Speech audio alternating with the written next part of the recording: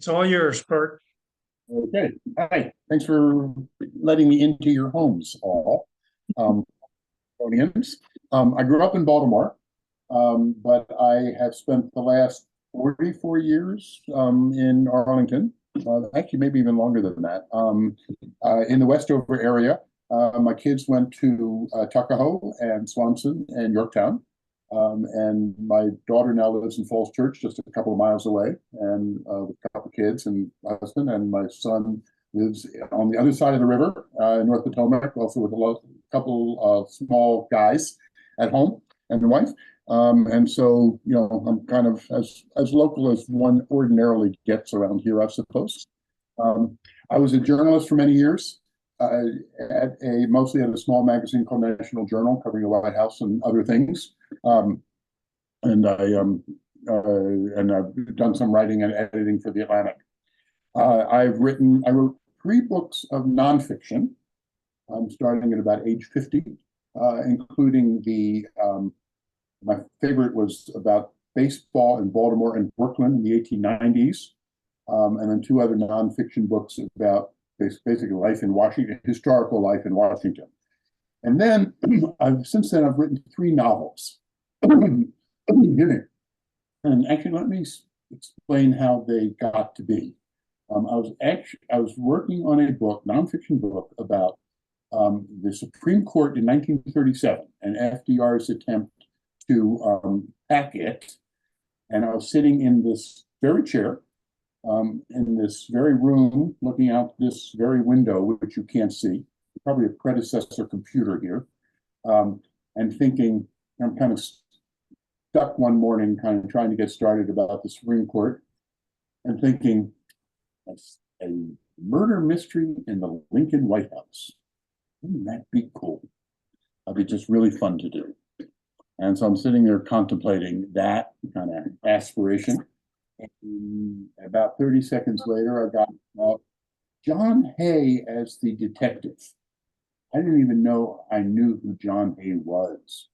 But I started to look into him, and he turned out to be a thoroughly fascinating character who had a thoroughly fascinating public career, who started out as a assistant private secretary to Abraham Lincoln in 1861, and wound up as a Secretary of State to William McKinley and Teddy Roosevelt.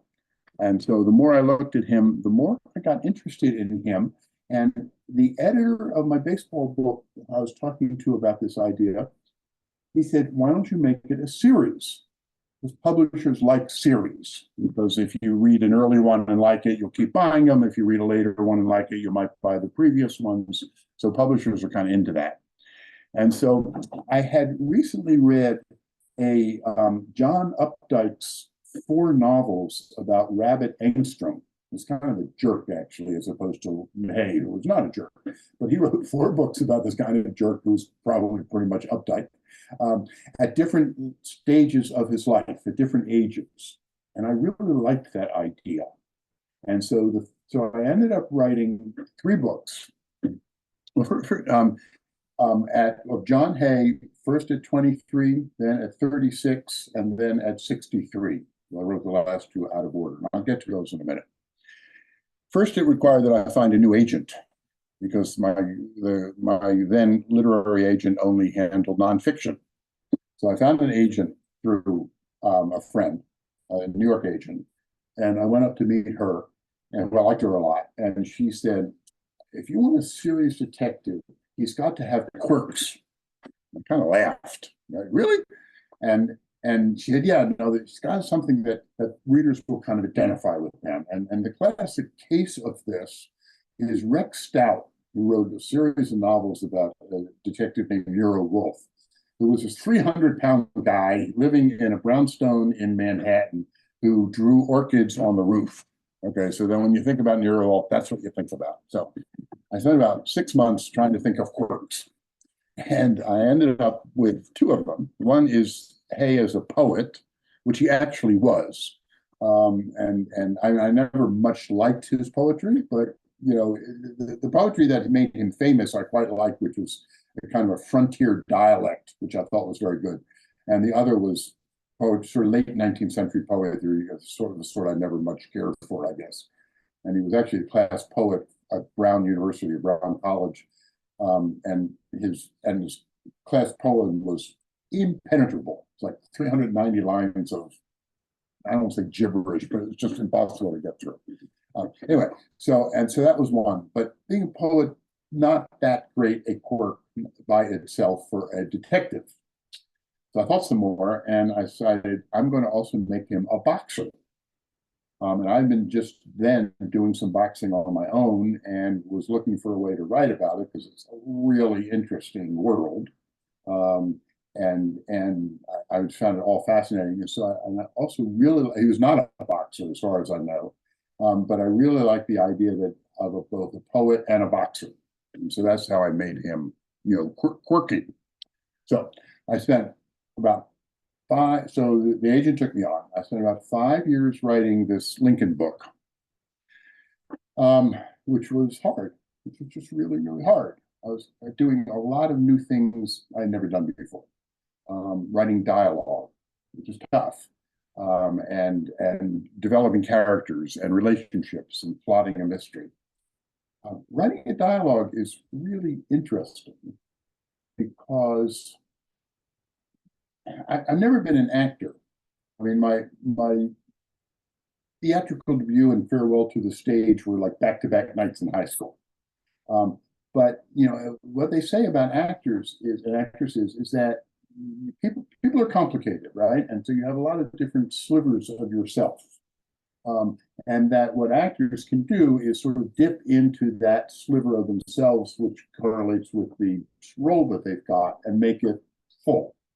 And in a way, writing dialogue is like that. You have to kind of hear different people's voices, men and women, different ages, and so forth. And you have to kind of bring them alive. And when you're writing dialogue, when it's the best dialogue I think I've written comes fast, and you start to hear the back and forth between characters. And so if you can do that, then basically you're kind of transcribing what you're listening to. And that dialogue kind of works. And sometimes if it's forced, it works less. I was really terrified, daunted anyway, about writing dialogue for Lincoln. We all know what Lincoln sounds like, right? Or we sort of have this, as Americans, we just kind of know somewhere where, if it doesn't sound right, it doesn't sound right. And so I wrote a lot of dialogue, threw it out, wrote it again, threw it out, wrote it again, threw it out, until I ended up with something that I liked. Plotting a mystery is really hard. I'll get into the specifics in a little bit, but plotting, it's really hard. And the beginning isn't that hard. You sort of kind of know how to start, and if you sort of do it right, you know how it's going to end. And so the beginning and the end aren't that hard, but the middle is tough, because basically you have to have clues that step by step by step by step by step get you closer to the solution of this mystery, with, of course, red herrings along the way. And you can't have clues just sort of jump over the transom at you, out of the blue. You have to have a reason for a clue to show up. And so that's kind of a second order requirement of how you have to sort of lay out the plot, so that there's a logical, plausible reason for a clue to be introduced into the plot line. And to me, I went to college intending to be a math major, which never panned out. But I think that way sometimes, and it was like solving a lot of simultaneous equations all at the same time, those stuff. And that also required a lot of redoing and redoing and redoing and redoing. And I would typically have 8 or 9 outlines that I kept sort of changing as I went along. Anyway, so I ended up with a 3 book contract with Macmillan. My first agent died unfortunately. And I ended up with another agent who was very good. And we went, and I'd written the whole Lincoln book at that point, because fiction, you have to write the thing first before you can get a contract. Nonfiction, you get to write a proposal first. Anyway, so we went through 33 rejections, and then I went and found another agent and went to actually Politics and Prose and looked through their mystery section, up on Connecticut Avenue, and went through all of the acknowledgments and found editors that had published books that looked somewhat like my own, and sent them to a new agent in Alexandria, and he sent them out, and Macmillan ended up giving me a 3-book contract. I'm basically a nonfiction guy, and so I use research to kind of order my plot and to sort of understand what was going on in the world at the time that I was writing about it.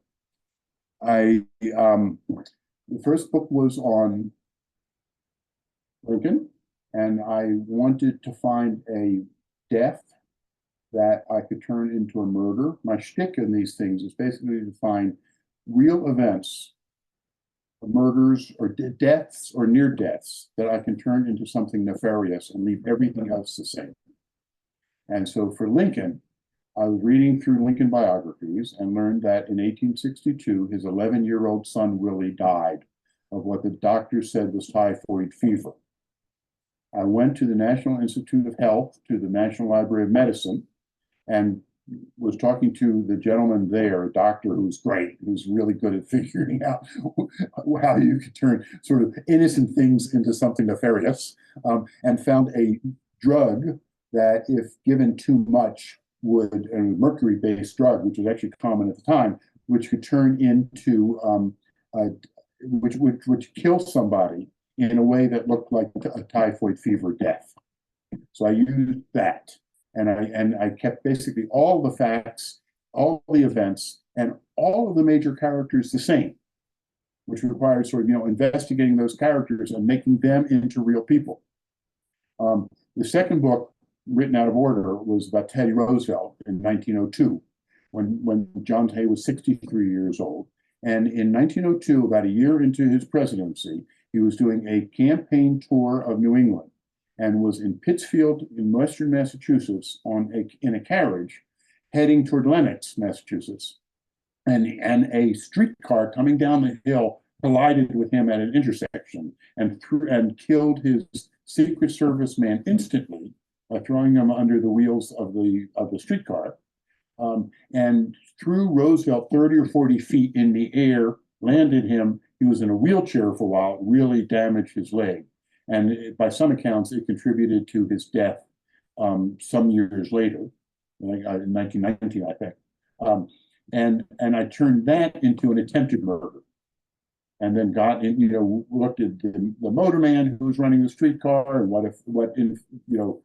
how his relationship might have been, and how somebody might have gotten to him in order to try to kill Roosevelt, and who would have done that. The third book, written, as I say, out of order, was published last fall, and was The Murder of Andrew Johnson, who was a fairly obscure president unless impeachment comes up, which happens kind of routinely these days. He was the first president to be impeached and acquitted. I was trying to figure out, my editor and I were trying to figure out what book would be, kind of sufficiently popular in order to sell some books. And I gave her some possibilities of what they would be, and one of them was Andrew Johnson. I wrote kind of synopsis of each, and at the end, the last paragraph, I said, and this is kind of your point recently, which is the recent news, which makes it all a little unsettling, is that Andrew Johnson was so much like Donald Trump. And he was. And my editor said, that's the one I want, right? And so, Andrew Johnson was vindictive. He made he made opponents into enemies. He was thin-skinned. And he was just kind of a pretty nasty person in a lot of ways.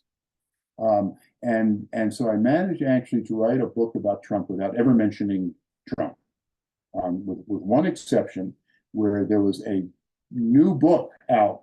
Took place in 1875, a few years after Johnson left the presidency.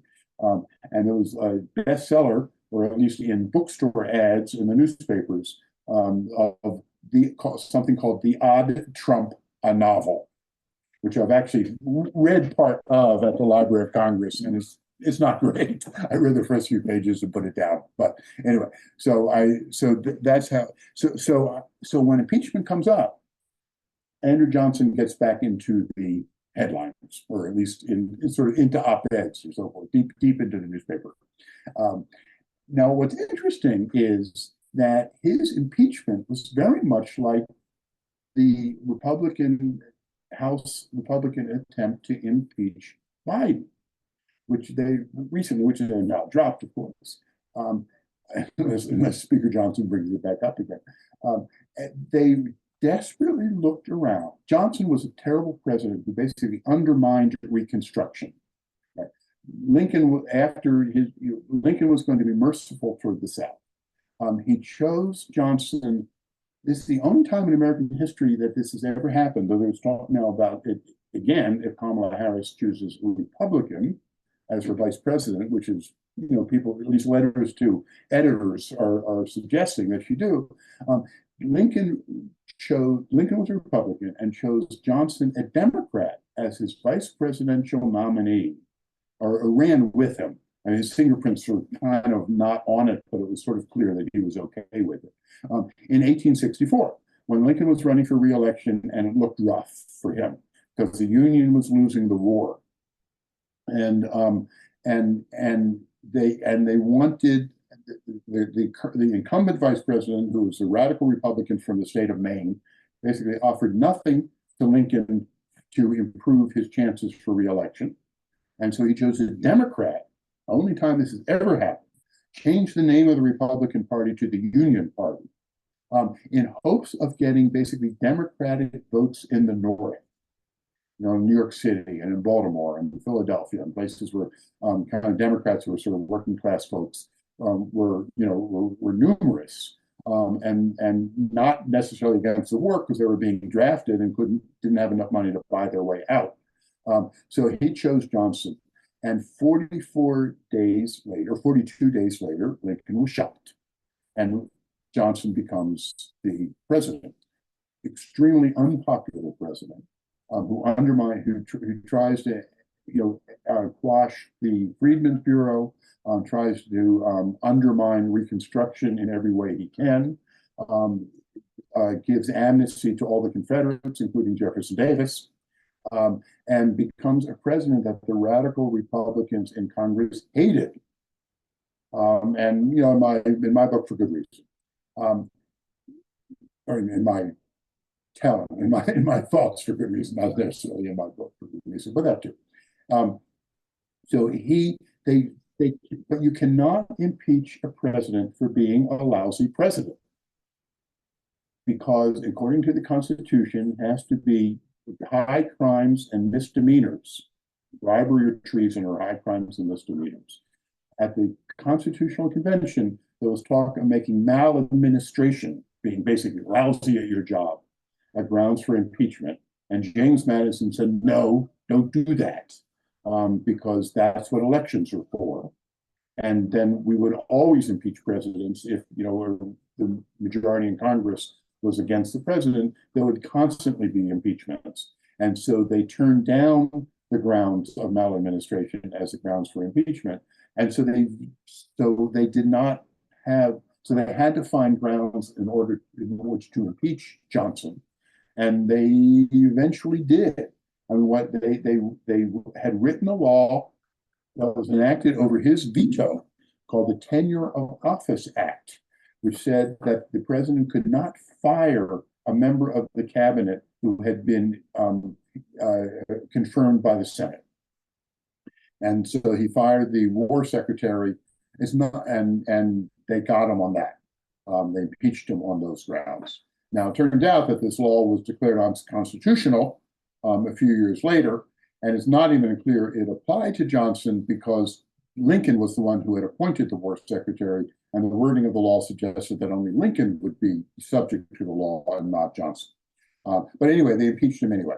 It's kind of what they were trying to do with Biden. They were desperately trying to find grounds on which to impeach him. And, were just sort of kind of pulling everything in they could.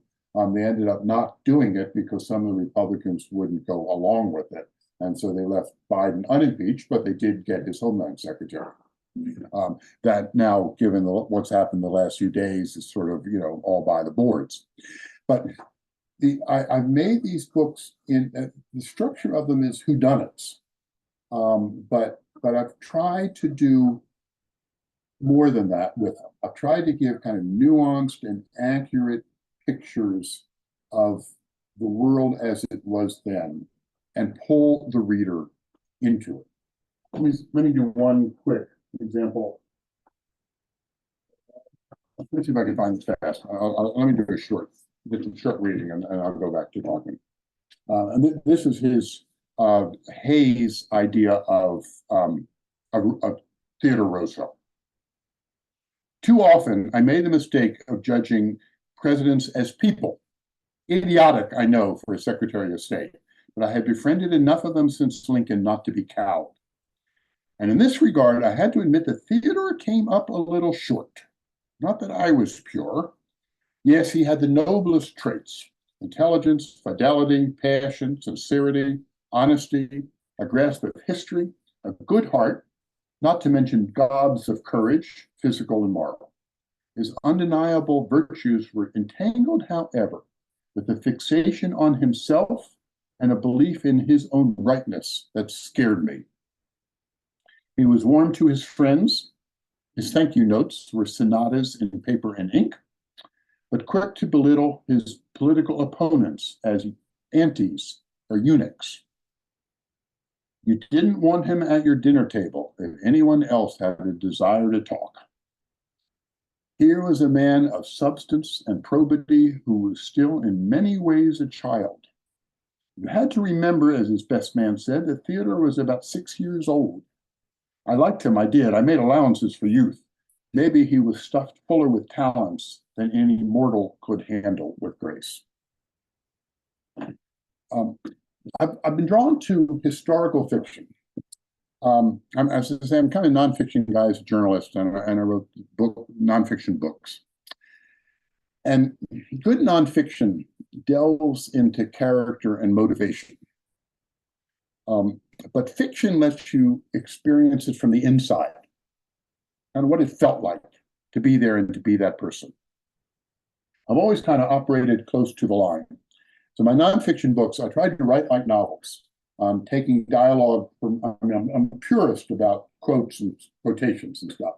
So dialogue that I took from diaries and memoirs and biographies and newspapers, and especially newspapers are great, especially the back pages of newspapers.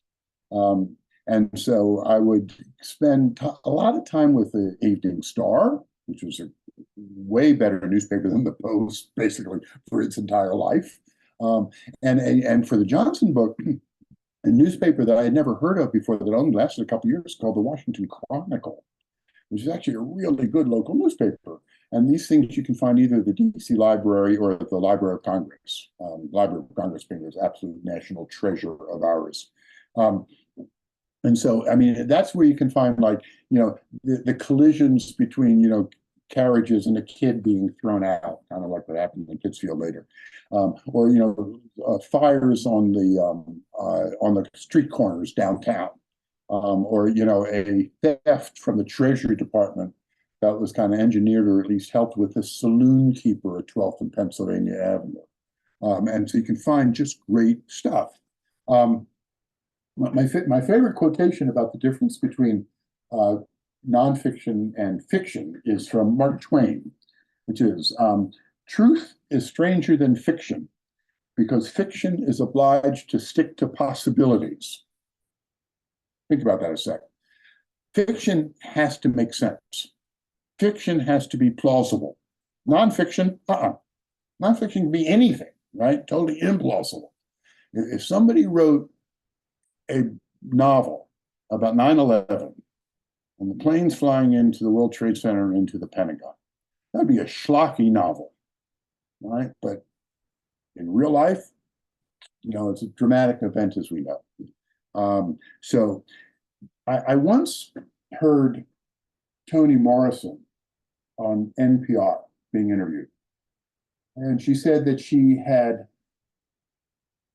was trying to find out whether dandelions could grow in a particular vacant lot in, I think, Detroit.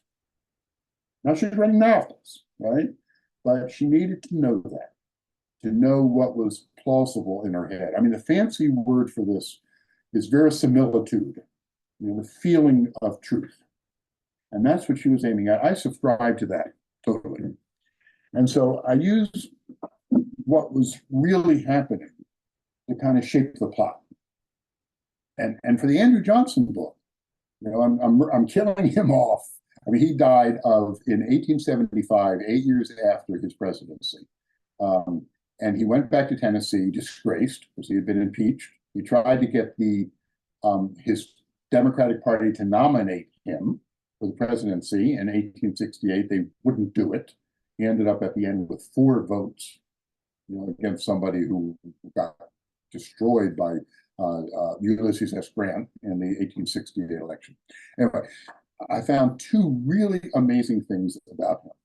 One was that he told a reporter soon after he left the presidency that this was in his famous tailor shop in Greenville, Tennessee. He started out as an uneducated tailor and worked his way up politically to the presidency, the vice presidency, and the presidency when he was killed. He said that he had letters in a particular trunk that he pointed out that would embarrass Republican leaders of Congress. Meaning he had like blackmail letters available that he thought were blackmail letters. And so I figured that into my plot, where one of his kids and his daughter and son-in-law use those letters, right, and start to try to blackmail people with those letters as a really good motivation for his death. The other thing was the most amazing thing I found in any of these 3 books, which was that the day that Abraham Lincoln was killed, that night, Andrew Johnson, as the vice president, was also supposed to be killed. That was part of the Booth plot, John Wilkes Booth plot. That afternoon, John Wilkes Booth went to the hotel at 12th and Pennsylvania Avenue called the Kirkwood House, where Johnson lived with his private secretary and wife and so on, where Booth left a note for Johnson that said, don't want to disturb you. Are you at home? J. Wilkes Booth. And the desk clerk at the hotel put this into the pigeonhole, the mailbox for Johnson's private secretary, which was right next to Johnson's pigeonhole. And this came out at the conspirators' trial, but nobody has ever been able to understand what Booth was doing, why this note was left. Mary Lincoln and the radical Republicans in Congress thought that that Johnson was part of the conspiracy, or at least knew about it in advance. Historians they gloss over this. They say that Booth did this and then gloss over it because they had no idea kind of what it was about. I try to come up with an answer to that then becomes part of the plot. And this stuff is, this was true. Booth really did leave that note. And why he left that note, I don't know. I have my own I have my own thought about it. Now, relying on facts, so I was basing these plot lines on facts, basically, and then sort of making stuff up as I needed to. And each of these books has an afterword which delineates this is true and this is what I've made up, so that readers can sort of have some confidence that, what actually happened and then what I've invented. I've changed nothing. I mean, about Lincoln, the story of Lincoln's assassination, I've changed nothing. I've added a couple of things in order to clear up long-standing mysteries, such as the one I was just explaining. Now, sometimes in writing these things, reliance on the facts became complicated. In my Lincoln book, my editor at the Mill read it, and she came back and he said, John Hay is callow. And then she thought for a minute. I sort of wisely said nothing. This is my phone. And she said, well, I guess he was callow. He's 23 years old, bachelor around town, kind of chasing women. I mean, his one of his colleagues said he was sober enough most of the time as assistant private secretary of Lincoln. And so she left it as is. On the Teddy Roosevelt book, it became more complicated because I was reading his biography, and it turned out it happens in 1902. It turns out two really crucial things had happened to Hay recently. One is that one of his sons died by falling out of a third-story hotel window in New Haven at a college reunion. No, not suicide, not foul play.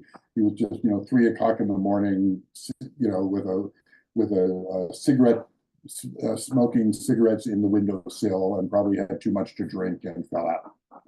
And this happened 15 months before my plot starts. Devastating. I mean, it's the worst thing, that a parent can go through. And then further complication is that he was having or trying to have an affair with a woman who was not the woman he was married to. And so that for me, so I asked my editor at the beginning, I said, these two facts, should I use them or should I ignore them in writing this book? And she said, no, use them. It was a she, which I was very glad about, because she has sort of sensitivity to things, which is that when I wrote it, she came back and he said, Hay is a cad. Oh, and instead of saying, you said I could say it, you said I could use it, I just kind of said, what do I do about it? And she said, well, you can explain it. And this time I had sort of tied the subplot into the plot. And so just deleting it would have been very complicating because it's so hard to organize a plot. And I needed that in order to, for certain things to happen. So I would have had to do a fair amount of kind of rewriting and sort of rethinking if I was going to take that out.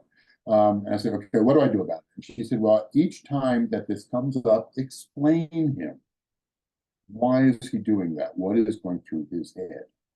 And so that's what I did. And I guess it came out okay because she let it go. So anyway, so those are still part of the plot. As Hay was a very interesting character.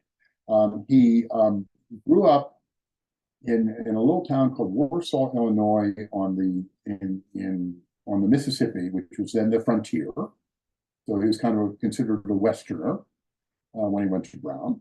But then he really felt comfortable in the East. He went to college in Providence, and then came to Washington. First, he actually went back to Illinois and became read for the law. His uncle's uncle's law firm was on the same floor as Lincoln's law firm, and his uncle had once been a partner of Lincoln in a law firm, and so that's how Hay kind of got into the Lincoln orbit. And so he then comes to Washington. Then he spends several years here. Then he gets a diplomatic appointment at 3 different embassies in Europe, in Paris and Vienna and Madrid. And then he comes back here and becomes a journalist in New York. And then he goes to Cleveland and becomes his father-in-law's investment advisor, and co-writes a 10-volume biography of Lincoln. He becomes a novelist and wrote a book, a nonfiction book about Spain, and then ends up coming back to Washington and becomes Assistant Secretary of State. And then, because he is basically wealthy on his wife's money, he is given $1,000 a month to the McKinley campaign, in 1896 and therefore becomes ambassador to Great Britain. And when the Secretary of State dies, he then becomes Secretary of State. And a very good one, actually, a very good Secretary of State. He's famous for the open door to China, which was actually a really amazing example of diplomatic jiu-jitsu, where he basically used, I mean, basically the Western allies are trying to tear China up for, economic reasons. And he basically makes everybody's self-interest to kind of work against themselves. I mean, so basically let everybody in at the same time so that nobody had really access to a piece of China. Actually, a really smart outside the box kind of solution. My favorite thing, or one of my favorite things that he did as Secretary of State, which I use as a subplot in the Theodore Roosevelt book, which was an attempt he did, which was a failure, where the Jews in Romania were being treated horribly by the Romanian government, in being blocked out of professions and land owning and so forth, and the kind of thing the Nazis started to do later, and then kind of ran with. And he had a particular sort of feeling for this because he had visited the Jewish ghetto in Vienna. And so he organizes the Western governments to send a letter basically to Romania saying, don't do this, don't do this. And he gets the Western governments on board, but nothing happens as a result. But in my mind, I mean, he joked when he came to Washington with Lincoln, he joked to reporters when he arrived that he was going to be the conscience of the president. And I think in Teddy Roosevelt's time, that actually what he became. He actually did become that. One more reading and then I'll stop and then I'll finish up and throw it open. But I want to start, this is my sense of how, and Hay is kind of a 19th century character in sort of upbringing and manners. He's a 20th century figure in being able to maneuver among the great powers, and his kind of diplomatic intelligence. And I think he's even a 21st century guy in his sensibility. And some of my favorite lines, actually, which I made up, is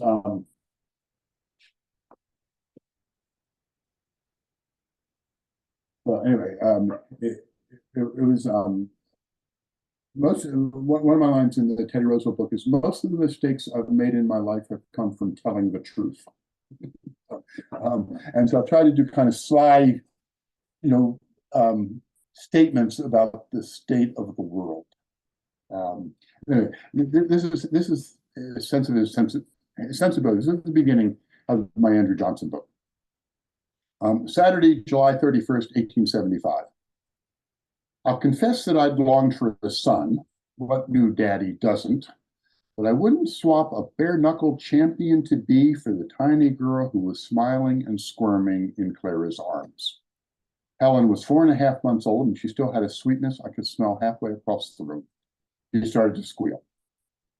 Your turn, Clara said. I'm not good at this, I protested. Neither was I. She had a point, although I didn't say so. I bent from my burgundy bergère chair and reached across and took Helen into my arms. I began to rock her. The squealing ceased. Clara beamed at me. She was nice enough not to tease. So when's the next one? I said, surprising myself. I would imagine that is partly up to you, Clara replied. For a young woman reared on Millionaire's Row in this prim and proper age, Clara could be astonishingly frank about the practicalities of life. We were sitting in her father's library, the rosewood shelves full of books with uncracked spines, in his Italianate mansion on suave and stately Euclid Avenue in Cleveland. This is where any American should aspire to live, even or especially if the money wasn't his own. Mine wasn't. It goes on from there. Unavoidably, I've made him my own. I mean, I've tried to sort of inhabit him, but I've kind of tried to make him my own. To the extent that my mother was reading one of these manuscripts, and she said she had to put it down every few pages because it sounded too much like me. And then she would eventually resume. Anyway, so he's been fun to be with. The Published Weekly um, gave this book a starred review and said it was entertaining and evokes the period brilliantly, which I was really happy to see because I spent a lot of time trying to evoke the period in the ways I was describing before about back pages of newspapers and memoirs and travel guides and anything I could get my hands on. John Hay I try to be entertaining through him. And he's kind of irreverent and kind of skeptical, bordering on cynical, good at heart, good friend, tries to do the right thing, tries to be a man of honor, which I think he was, and actually just a fun guy to be with. And so I basically spent the last 10 years hanging out with him. And I'm kind of sorry to let him go because I will miss him. Anyway, let me stop here. So I have a little time left. I'd like to have a little conversation or questions or whatever. If anybody has something. So we've got a couple of questions here. One is talking about your nonfiction work. Given the number of nonfiction books that are available, do you worry about how well your books will sell? Or is that just not a concern when you decide the topic and, figure out what it is you want to write about? That's a really interesting question. And it's a hard one. I have probably erred on the side of doing whatever the heck I want to do and then trying to find a publisher for it. Yes, of course I worry about how books sell, and they haven't sold all that well as I would like. And now it's a brutal market, especially for fiction these days. And now your sales record in this digital world is kind of available to everybody. But I have basically gone the latter route, as I say, and sort of kind of sitting at this chair, staring out that window, trying to say, what do I really want to do? I made a rule. It's interesting. After writing my baseball book, which was the first book, which also took about 5 years, it was actually, writing is hard, so I can't say it was fun, but it was a joy, I would say. I made a rule that I would only write books that I wanted to read. Which actually narrows it down quite a bit. And the next two nonfiction books, I violated that rule. And then they were not necessarily books that I would pick up off a bookshelf and read. And then I've gone back to it with these novels because I think I would actually pick up all three of them and read them. And I'm trying to decide what to do next. And I have sort of two alternatives: one nonfiction and one fiction, actually. And I'm trying to decide which, if either, to do. And again, it's the same question. Can I find one of them probably has less of a readership, but I've been wanting to write it for 35 years. The other one, actually another baseball book, nonfiction, would have more of a readership. It would be fun to do. This question is, do I do what's important to me, or do I do what could, find the best publisher and sort of the best contract? And that's a hard question that I've never quite settled, except in the ways I've just described. I love that question. Okay, next question is, Hayes was 23 at the time of Lincoln's death, in his 30s for the attempted assassination of Johnson, and much older in the Roosevelt book. Does he have any life left? Is there another book in the works with him as the investigator? Maybe, but it sort of depends on the sales of these as to whether Macmillan wants to do another. He died in 1905, and so I've limited myself to not have anything after his death, right? And so if I could, and I'm trying to do different eras, and so I have 1862, 1875, 1902, and that leaves the 1880s and kind of the early 1890s. So, in order to find interesting deaths that I could mess up and play with. And so if the publisher wants another one, then that's the field in which I would go from. Actually, a really interesting one, though he never died, is current, is Grover Cleveland, who was the only president so far who won, lost, and then won again, and had two separate terms, with a kind of a cold fish Benjamin Harrison, actually the grandson of the president, in the middle. Grover Cleveland's second presidency was pretty much a disaster. So, which I don't know if that's good historical evidence or what, for what we're into now. But I would have to find a good, a good subject for that. I probably could. All right. Considering your admiration of Hay, how did you develop his attempt to have an affair? How did you explain it? It was big. That's a good question. I'm not sure I can answer it well. A friend of mine actually in Arlington, I mean, a couple, and the wife, she said she didn't like Hay, and she thought he actually was a cat in the Roosevelt book. So I sort of tried to write around that, and maybe not all that successfully.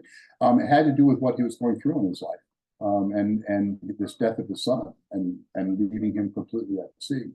And I think that does. I mean, I have a close friend in D.C. whose son died last year suddenly, in his 40s, and I mean, I can see what he has been going through and still is going through, not including what I'm talking about here. But I think that it throws you, for a loop in many ways. And I tried to use that as an explanation of why he was trying to have this affair, which actually is not even clear it was ever consummated, as I said.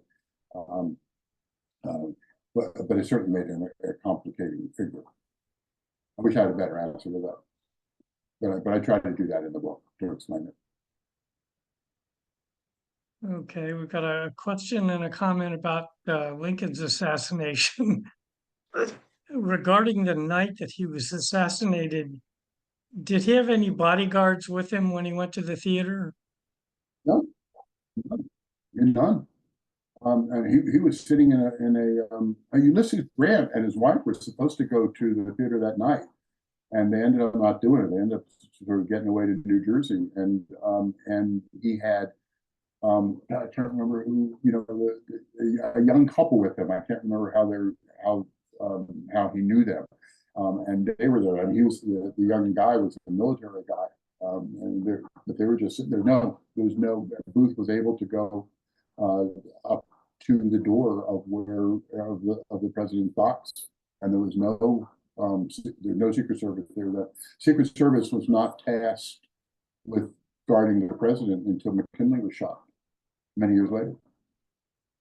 Now, I recently read that there actually was a military officer stationed outside Lincoln's box, but because, as you said, there was an officer in the box with him, this guy figured it was okay to step outside and have a smoke. And that was when Booth happened in and was able to walk in and shoot him. Yeah, I think I'm aware of the one inside. I thought it was just the four of them, but I could be wrong. Yeah. And the other related comment, Pat says her great-grandfather was Lincoln's coachman that night and probably lost his job due to a visit to a bar and the many conspiracy theories around the event. So, Hey, well, that's pretty cool. What happened to him? Do we know? He eventually wound up working for the State Department as the head of the guards. Well, then landed on his feet, so to speak. He after he left the White House, he became the bridge tender for the Long Bridge for a while, and then I don't know what happened in between, but he ended up at the State Department. It is really interesting how close in time this can be. The reason I say that is my wife's family goes back to Revolutionary times, and we would visit her grandmother in outside in Henning, Tennessee, the Alex Haley town, Henning, Tennessee, when our kids were little, when she was still alive, obviously, and she would tell us stories about how her grandfather, a Confederate soldier, was captured during the Civil War and put in a concentration camp in Elmira, New York, which was sort of the equivalent of Andersonville, I think, it's not as nasty. And that after the war, he walked home from Elmira, New York to Henning, Tennessee, for however long that took him. And I'm thinking, wait a minute, she is telling us these stories secondhand. She heard these stories from her grandfather, and she is telling us these stories. I just found that mind-blowing. And she also gave me, excuse me for a sec, one day, this is a cutlass, a Mexican war cutlass that she had in her parlor. And so when we went down there the first time with our small kids, because I didn't ever had a living great grandparent. I wanted my kids to remember a great grandparent, and one of them was old enough to, and the other not. And I admired this cutlass, and she said, "You want it?" I said, no. And she said, "No, you want it?" I said, "Yeah, I do." And it was left by a soldier at a house that they owned on the outskirts of town. And supposedly he stayed there. This was before the days of hotels and inns. And so, if you were traveling by horse or whatever, you would stay at a house, overnight if you needed to. And he died supposedly during the night, and that this was his cutlass that had been in the family ever since. So I brought it back. This was like pre 9/11, so you could bring these things back. And I just found it almost tactile. I mean, and I find it amazing that history can come alive in ways that it does, that it feels there. I mean, tactile is really the best word. I was researching the Lincoln book. I had a couple of scenes that take place in the old soldiers' home, right, which is sort of up in DC, out North Capitol Street on Upshur Street. And Lincoln spent a lot of time there. And so I went there a couple times and got permission to go through the basement and stuff, and because I had scenes set there. And I'm walking up to the second floor, and with the banister, because William stuff happened on the second floor. And so I'm walking up, and I'm the only person there, and the docent is giving me a tour. And I said, "How old is this banister?" He said, "It's the original." I'm thinking, whoa, that means that Lincoln used this banister, and Mary and Tad and Willie and all of them going up and down. Their hands were sliding along this banister that now my hand is sliding along. And Lincoln molecules are still on that banister, and now my molecules are on there and kind of mixing it up. And it was the moment that I felt this book come alive to me. That, I'm touching something that Lincoln touched, and I know that. It was a very powerful feeling. And so, I mean, history seems, what, we're talking, 175 years ago? No, yeah, I mean, something like that. We're talking about, 150, 175 years ago, which to our, mortal spans seem pretty long ago, but it's not. And so, so my wife's grandmother, who was a delight, is telling us stories that her grandfather told her. And I just find that sort of attached. And when I was writing the Roosevelt book, I would go downtown at 11 o'clock at midnight and sit in Lafayette Square and block out and turn the electric lights into gas lights, block out the cars. When I had to block out the generator, it was on the other side. And it's the same, right? The White House is the same. The statue of Andrew Jackson on his horse is the same. Most of the townhouses around Lafayette Square, they're the same. And in fact, when I'm writing this book about Roosevelt, the White House was undergoing renovation, and Roosevelt and the rest of the White House had moved to a townhouse on the west side of Lafayette Square, which is still there. And a friend of mine's daughter worked there, a few years ago. And that stuff is the same. And so I find that so it's not that hard to kind of sink yourself into a time. It's easier in Washington than in most places, but so much of the stuff is still there from long ago that you can make yourself kind of immerse yourself into a time that used to be in ways that I just find really cool. So you mentioned that Hay was a poet and not a very good one. Did you include any of his actual poetry in your books, or did you write new poetry that you found a little more acceptable? I wrote new poetry. I had a friend come by also from Arlington, local guy, and he said to me one day, he said, I was telling him about writing poetry for Hay, and he said, "Why don't you make him a bad poet?"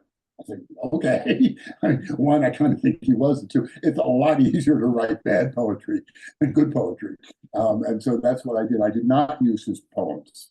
I didn't find anything that kind of worked. I mean, he wrote a poem about Teddy Roosevelt, but it was like I thought it was sycophantic, and I kind of didn't want to use it because in my book I was giving him a sort of a more cynical, skeptical view of Roosevelt, and so I wrote poetry for him. I did use a lot of quotes from his letters without attributing them. I just used a bunch of those that actually felt much more modern and to the point and kind of and kind of fun. I mean, kind of a sharp edge to it. And so that's those quotes. I read through a lot of his letters, which were wonderful. And those quotes I actually did use quite a lot of. You talked a little while ago about having two books that you were thinking about writing. Have you decided what your next book is going to be? I'm driving my wife crazy because she said, "Stop talking about it, just do it." One is a thriller turned mystery set in Jerusalem. And current iteration is in 1917, when Allenby and the British Army drove out the Ottoman Turks. And Lawrence of Arabia was actually there. There's a wonderful actual video of Allenby, it's black and white, obviously, and silent, but real film footage of Allenby walking through Jaffa Gate in Jerusalem, entering Jerusalem after 730 years of Muslim rule. And behind him in the line, though it's not in the video, is Lawrence of Arabia, wearing a borrowed uniform. And another character would be Lowell Thomas, who actually was in there and made Lawrence famous. And he was also there at the same time. And so it would be a series of murders that go back to Herod's time and goes back to the New Testament, and then eventually to the Jacob and Esau story in the Old Testament. And it's using, I've always been really fascinated by stories that, and some really good mystery writers do this, taking a current day story where the solution is long ago. And when Ross McDonald does this, is one of my favorite mystery writers, he does it in Southern California. Long ago, it was like World War II, right? When I'm trying to do in Jerusalem, long ago, it's a lot longer than that. And so it's going back into sort of solving these current day mysteries by going back into history of both, as I say, Herod in the New Testament and then Jacob and Esau in the Old Testament. The other idea, and I've been wanting to do this for 35 or 40 years. I did a draft and a half years ago and then abandoned it because I didn't like it and I didn't have time. I was writing it, late at night, working full time. And the other is a telling American history through baseball, nonfiction, and doing kind of slices of baseball history and characters and situations that embody what was happening in the country at the same time. And doing it kind of through the sort of Jeffersonian ideals of what this country ought to be. And so we're working on a proposal for that, and working with an agent in New York for it. And I sometimes work on both of these each day. So I really do go back and forth. It's actually, it goes back to the question you asked earlier. the first question, which was, do I want to, am I doing what I really, really want to do, or am I doing what I think might, kind of work and get a lot of readers? And it's tough, and I've been vastly undecided about it. But so far, enjoying it. So. All right. Well, Liz said she knows one of the descendants of Major Henry Rathbone, who was the officer in the booth in the box with Lincoln. Because he was a guest, not there as in a military capacity, is my understanding. She said he eventually went insane and killed his wife in a botched murder-suicide attempt, and that there's a book about him titled "Worst Seat in the House: Henry Rathbone's Front Row View of the Lincoln Assassination." He got stuff for not acting, because he was this military guy. There actually was another novel about him, about them, by Thomas Mallon. The name I can't remember the name of the novel, but so that situation has been novelized, if you will, more than once. It's a great story as to what happened to him and what he did not do when he might have done something important. Okay, well, that's the end of the questions we've got, and it's almost 10 after 11. Wow. So we've taken up more than enough of your time. I want to thank you. I found this fascinating. Really enjoyed the insights you've given us into what it is to be a writer and how you do what you do. So I think everybody here would join me in thanking you for being so generous with your time and your insights. Yeah, and I would echo that. Thank you, Burt. In fact, I remember my days when I was still working on the Hill and various associations. I remember the National Journal very well, and the very